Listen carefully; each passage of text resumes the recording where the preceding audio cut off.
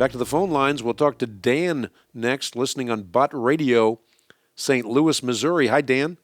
Hi, how you doing, Hank? Good. How are you? I'm well. Thanks for taking my call.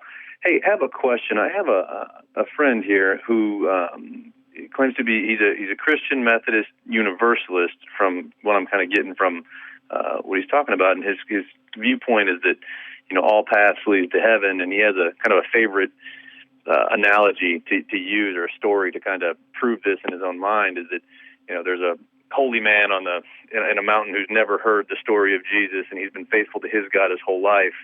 Does this guy also go to hell? And I'm wondering where I can send him specifically in Scripture to kind of combat this.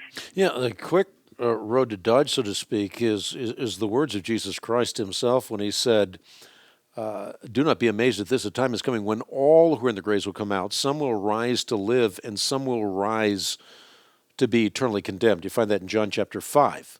But beyond that, remember that no matter where you are, God gives you light. Paul, the apostle on Mars Hill, in Acts chapter 17, talked about this when he said, from one man God created every nation of men, that they should inhabit the entire earth.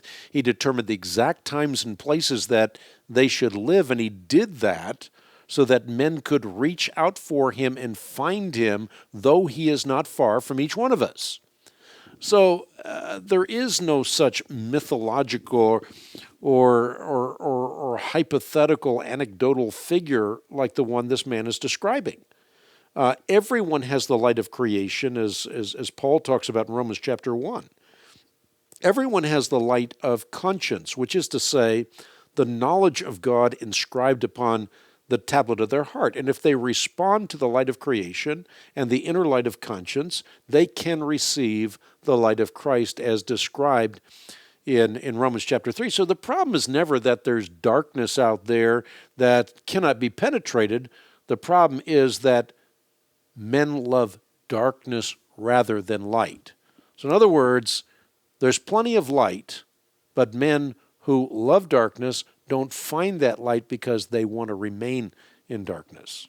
Mm-hmm.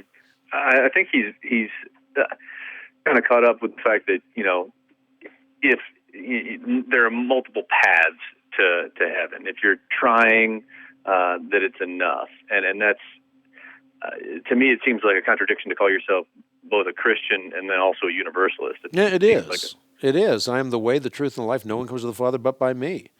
And you can find Christ if you respond to the light of creation, the light of conscience. You can receive the light of Christ as well. And by the way, the normative means through which that happens is through human beings, but it's not the only way. God can directly reach someone through a vision or a dream, or like he did with Saul, who became Paul on the road to Damascus. Very good. Very interesting. Thank you very much, Hank. I appreciate you taking my call.